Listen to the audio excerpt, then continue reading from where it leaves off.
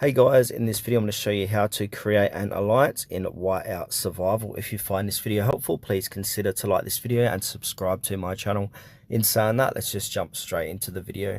Okay, so log into your alliance, your Whiteout Survival game, and from here we're going to have these different tabs on the bottom of the page here.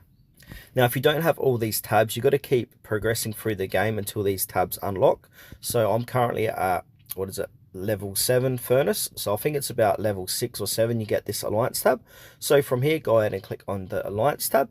And then we need to go ahead and click on create alliance. From here, we can change our alliance name.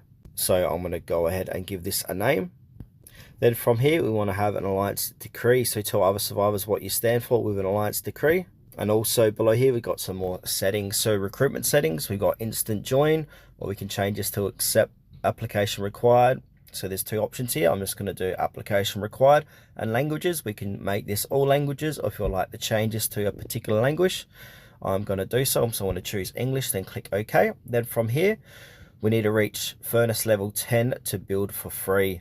But I'm not level 10 yet, as I've stated before, I'm level 7. So this is going to cost me some gems. So I'm going to create this for 400 gems.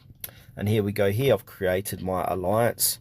From here, we can look at all these different tabs, look at the members inside, triumph and settings and all that stuff.